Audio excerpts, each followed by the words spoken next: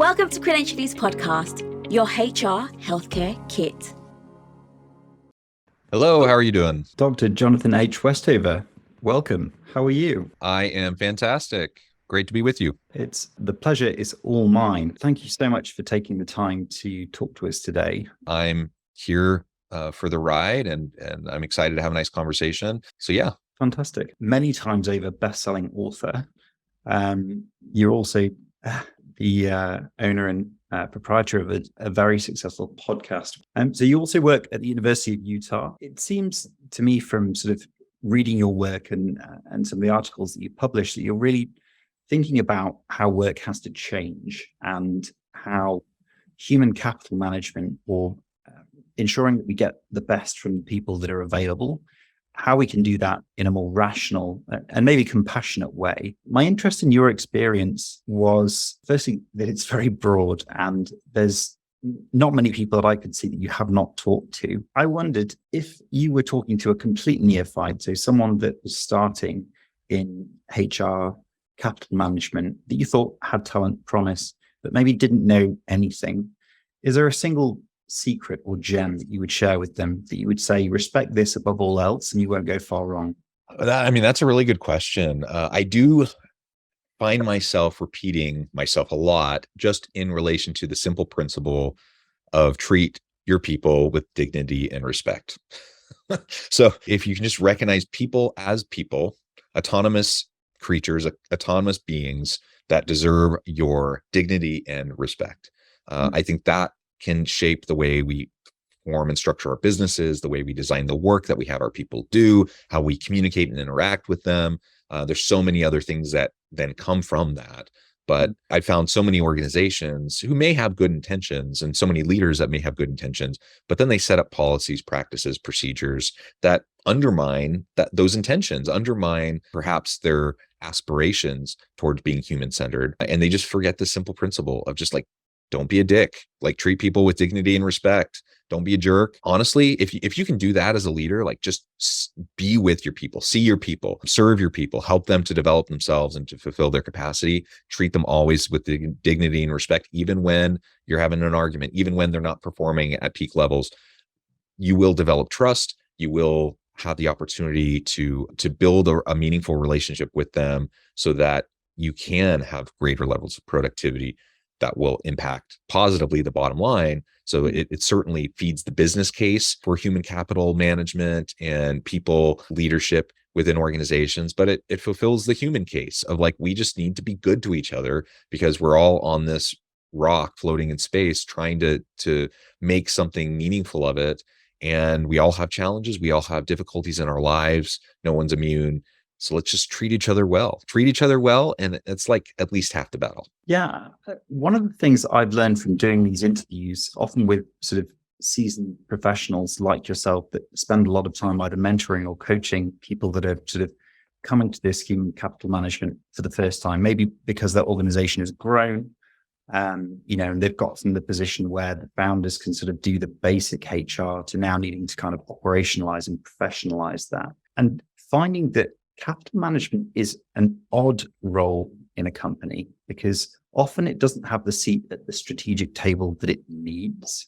And often there seems to be a tension in between what employees think they're going to get when they speak to someone in HR, let's say, and what actually they need from those professionals.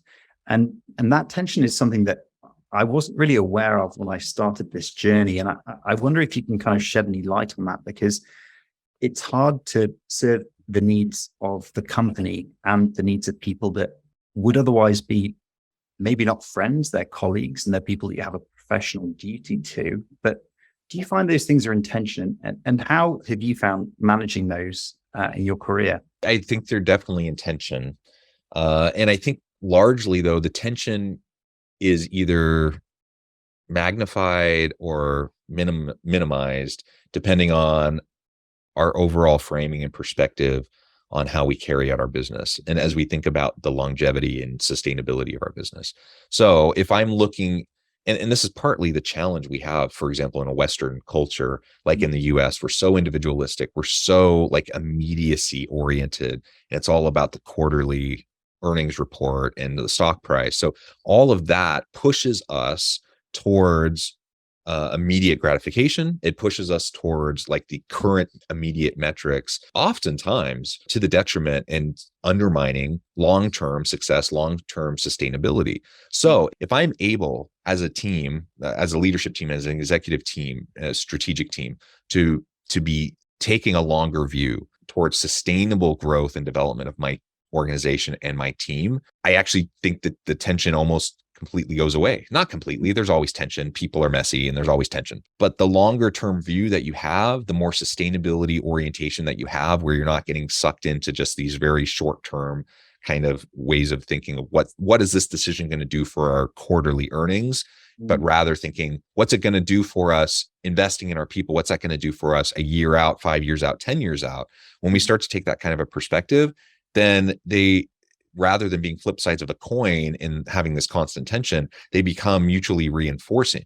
And the more from a human capital perspective, just like any other form of capital in your business, you're going to maintain it, you're going to invest in it, and you're going to make sure that it's operating at peak levels, whether you're talking about property, plant, equipment, whether you're talking about intellectual property, financial capital, any form of assets or capital within the business, you are going to maintain it. You are going to reinvest in it. And you are going to make sure that it's accomplishing what you're trying to get it to accomplish. For some reason, when we look at the human capital, so many organizations see that as just a sinkhole, a cost center. Rather than how we're actually producing the products and services and creating the innovation that allows us to bring something to market that's valued by customers and to create brand loyalty and customer loyalty and all those things. So if we can just view, I don't want to view a human being as like a cog in a machine. That's not what I'm saying when I'm talking about human capital. If we can view human capital as a category as just as important of investment and maintenance and upkeep as other forms of capital and assets, and take a long view, then it's not a cost center. It's simply reinvestment and maintenance that will allow us to have better long-term outcomes.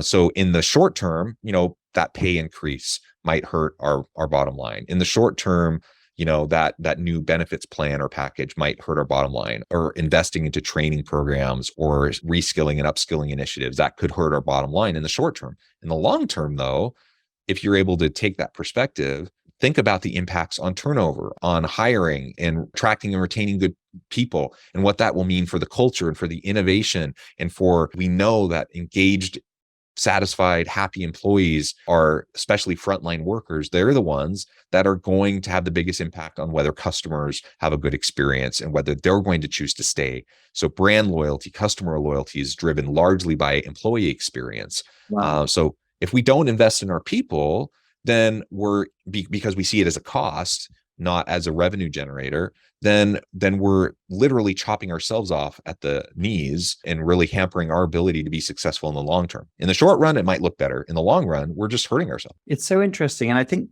you've really raised, a broader point, maybe a meta point about sort of the needs of capital versus the needs of an organization that wishes to be I don't want to say self-sustaining, but sort of to continue to work and improve something in perpetuity or for as long as it can. I don't know if you're sort of familiar with the work of Malcolm Gladwell, but I believe he sort of profiled different cultures and the way in which they approach work. And he talks about sort of the unique differences between Germany and Japan in particular and America, and talked about how sort of the employee ownership model that's more common in German factories leads to more gradual refinement over time of something simple, but it becomes done very well.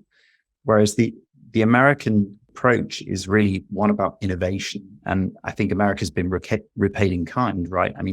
Look at the scale and breadth of innovation that America has broached and birthed into the world. But do you think, again, those two things are in tension, right? Is there a difficulty if you want to sort of indulge in metallurgy or sort of the development of a car or an engine that just requires thousands of tiny refinements over time, the way that you would treat people and incentivize them versus the short-term needs of capital, which is we need explosive exponential growth so we can hit this next inflection point and satisfy our investors? That's a big question. There's so much there to unpack. I will say that I actually will be one of the first to critique the idea that success means continual growth. I just don't believe that. And I believe that's actually at the heart of a lot of the social and environmental and economic ills that the world is facing. And so on the one hand, incentivizing certain types of behaviors that drives and pushes innovation and continual growth for investors, there's certainly definitely, positives that come from that. There's no question. Like, we all appreciate and really enjoy the technologies and the innovations that have emerged from that kind of an environment. But we also can't forget the externalities that come from that as well. And so there's definitely a tension there. Sorry, you were saying? No, I apologize. I think there's a bit of a delay, so I don't mean to interrupt. But you were just saying, I think we all enjoy the technology that we've been given as a result. And I was just sort of laughing and saying, I'm not sure we do. Well, some technologies are fantastic, and other ones we find have all sorts of unintended consequences, don't they? Yeah. So you're right. There's a tension there. I think there's a bigger social dialogue that has to happen around that question, and perhaps challenging some of the assumptions around shareholder capitalism, and looking at perspectives around stakeholder capitalism, triple bottom line, corporate social responsibility, some of these other ways of looking at the capitalistic system. And that's not even getting into critiques of capitalism, and there's lots of critiques of that, and people thinking about other ways that societies could function. We don't need to go there. But please, ultimately, we have to be able to wrestle with these questions, right? Yeah, I think so. And I think the point you made about sort of stakeholder capitalism, right? So the idea that the people that you are able to take into your organization and nurture, and to do that with sort of forthrightness, i.e., there are things that are expected, there are things that you must or should achieve, but also there's a way out of this that ends in you and your family being taken care of. Something that was sort of, I think, maybe more de rigueur in the 50s that has, you may disagree, but I think eroded out of that kind of mental model we have about what someone can expect from a job. And I wonder if it's made us all sort of more mercenary and to our detriment. And I wonder if there is something about sort of aligning long-term incentives and saying to people, even that have a sort of a relatively, at the time, humble stake in the organization that they're at, that they will be invested in, they will have a literal stake, typically in the form of equity or what have you. And it's in the organization's interest to grow both that individual and that stake, because that is how, the tree blossoms. I'm sorry, I didn't mean for this to descend into a radical critique of capitalism. Because I'm well out of my depth as it is just talking about human capital management. But I wonder what your take on employee ownership is. And if you... I love the idea of employee ownership. And there's different models for that, and there's different ways to do it. There's some really cool examples around the world of employee ownership programs and how we might be able to do that more effectively. But as a general principle, I love the idea of just helping people within an organization feel buy-in and ownership over what they're doing, what they're producing for the company, for the consumer, for the market. And I think that really can improve all sorts of positive human metrics as well as business bottom line metrics when we have more employee ownership. And I think your comment a minute ago, I'm not sure if you were referring specifically to this, but within the academic world, there's this concept of the shifting psychological contract of work. And I'm not sure if that's specifically what you were referring to, but you're absolutely right that we look at work today. We look at the relationship between employee and employer today versus what it was like maybe a generation, 2 generations, 3 generations ago. And it's shifted so dramatically. And that has implications, societal implications, it has business implications, has a lot of implications. And so, whereas, say my grandparents' generation, certainly people changed jobs and worked for different companies, but it was much more common for someone to say, get out of high school or get out of college, go work for a company, start at the bottom, work their way up, and spend most, if not their entire career at a company. So the psychological contract between employer and employee was strong, and there was a lot of loyalty there, both directions. And over the years, over the decades, that pendulum has swung so far that now we're to the point where there's almost no loyalty either direction. between employer and employee. And that has so many implications for how work gets done, how we attract and retain good people. I love, for example, the flexibility that the gig economy brings to workers on the one hand. I love that we can have more distributed teams, more contingent workers, people doing gig work, people reprioritizing their life and saying, I don't even care about having a corporate job. I don't care about having a suburban life and a house and a yard. I want to, do whatever. And they craft a life with gig work. I think that's fantastic on an individual level. At a meta level, at a macro level, there's a lot of implications of that for societies. And that's something I don't think we've grappled with really at all. And it hasn't even really made it into political discourse. And so organizations have continued to see this shift and are trying to how do we make sure that we attract and retain good people, have a good culture, a good employee experience? How do we do all that when there's a revolving door of people coming in and out constantly, whether it's the Great Resignation or even prior to the pandemic, that was common. It's even more prevalent now. The challenge is, for me as an employee, I'm a professor, so I have tenure and I actually have one of the most secure jobs probably that exists. But outside of me, most people don't have that kind of security. And so if I have zero actual job security in my job, why would I bend over backwards to go above and beyond for an employer who tomorrow could let me go for no reason? And then I'm out on my own. So that's the environment. That's the world that we're in. And for better or for worse, that's the reality, right? I think not just that, not just why wouldn't I bend over backwards, but why wouldn't I have my foot in the back door? Why wouldn't I have my mind on an escape route? Because I don't know when I'll need one. I don't know when Bear Stearns or Lehman Brothers or whatever is coming down the pipe is going to hit.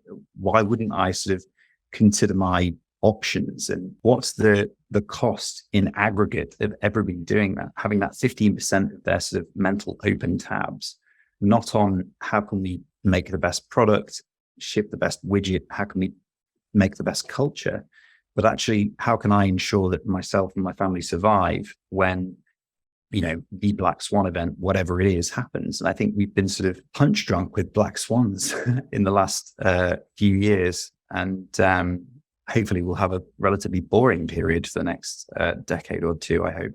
There's an idea that people that sit sort of very much in the meta of their field are able to see things most people can't. So one way of asking them this is what is something that you know to be true that most people would laugh at you for?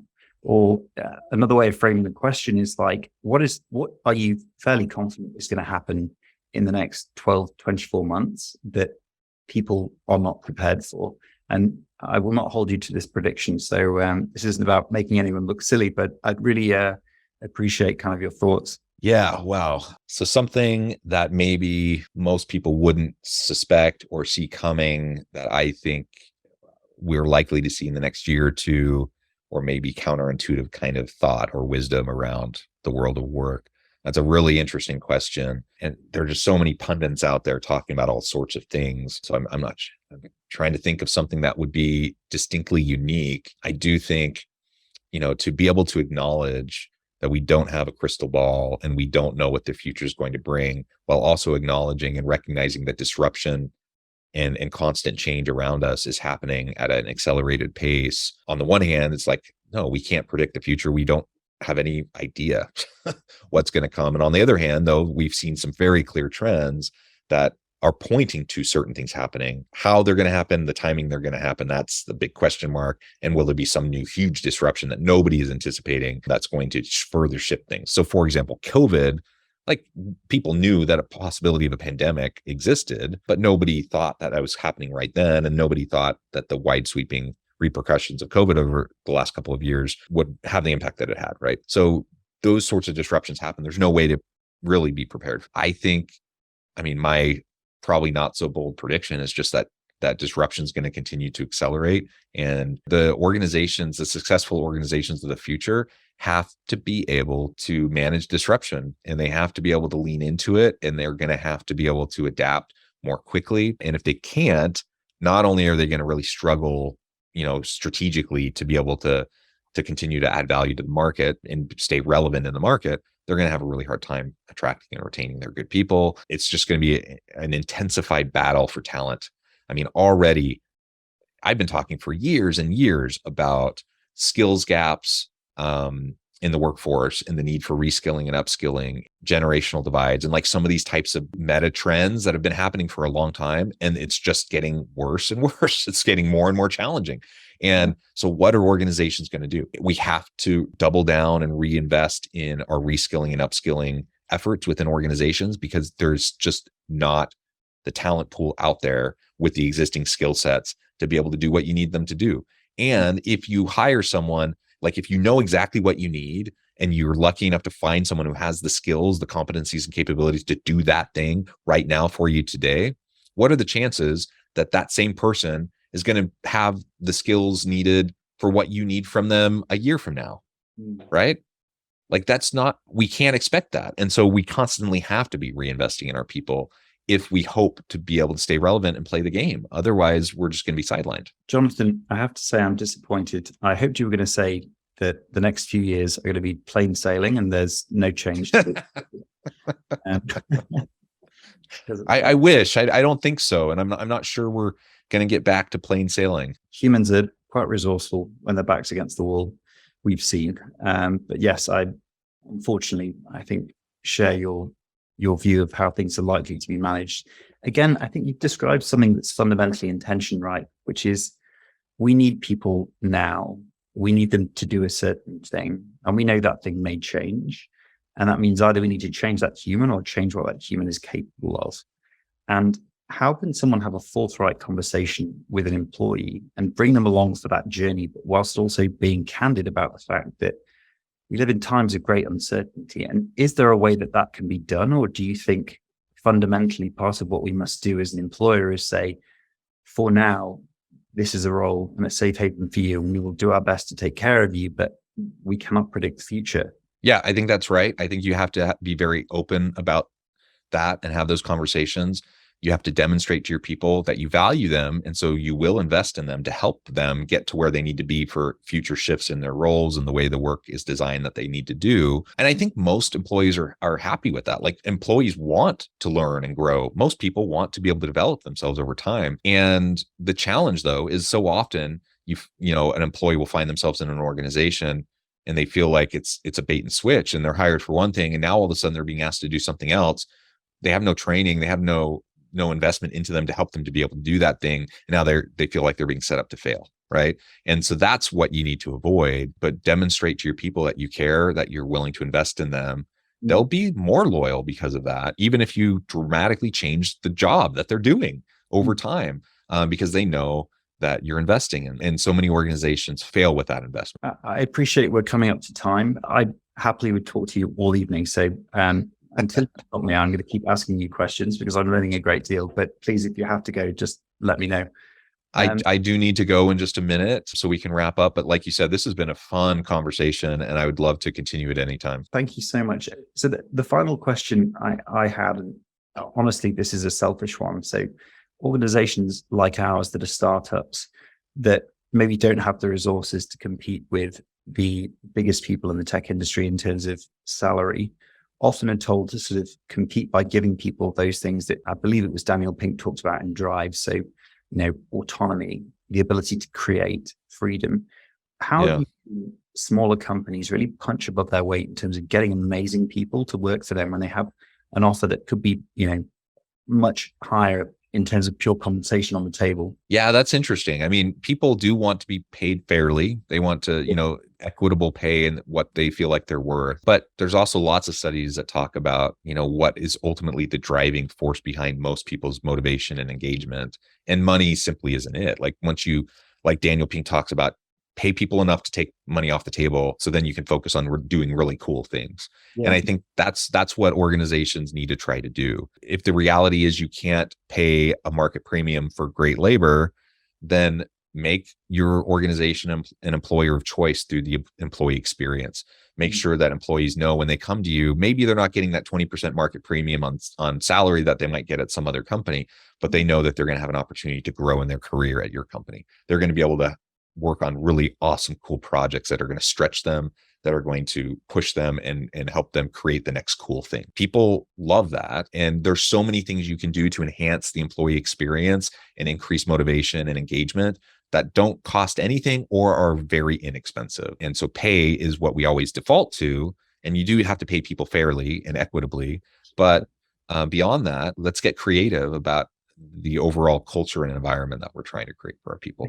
If it's not too cheeky, you've generated a perfect follow-up and final question, I promise. But from your point of view, what could a company do to kind of simplify that journey to get them in and to show them they'll be welcome, that this is a place that they'll be happy? Maybe it's the onboarding, maybe it's getting them through the door, maybe it's a placemat where they sit and t-shirt with their name on. Like, what have you seen that really works? I mean, reputation is king here, and people talk. In the age of the internet and social media, people are going to share rapidly. And so if your company is a terrible place to work, people are going to know about it. They're going to share. If it's a really great place to work, an empowering place to work, an exciting place to work, people will know about it. So treat your people well, certainly onboard them well. It starts with the recruitment all the way through the onboarding, through their experience at work. And so every stage, focus on making sure that experience is good and positive and empowering. And as you do that, people will organically share and you'll become known as an employer of choice. And that will help you attract new people. And those people that work for your business will become brand ambassadors for your workplace. They'll reach out to their colleagues and friends and family and say, hey, come work here. This is the best place ever. And that's what you want in the modern workplace. That is what you want. I think that Professor Westover, you've been extremely generous and I've really enjoyed this conversation. Please do let me know if there's anything I could do to share my gratitude, and thanks again for a really enjoyable conversation. Is there anything you'd like to describe or tell our audience about before you go? No, I would just say thank you so much. It's been a pleasure. I would invite anyone who wants to hear more about these types of conversations, not only listening to your podcast, but my podcast over at Human Capital Innovations Podcast, and lots of interviews, lots of great conversations. Check it out and feel free to reach out. Thank you so much. And we'll share that on our social as well. So anyone that's enjoyed this, other than my blathering, has much more to enjoy. Over 1,200 interviews. So I hope you have a great rest of the day. And once again, thank you very much. Take care. Thank you so much. Bye-bye. Bye-bye. Search Credentially for your current healthcare staffing insights.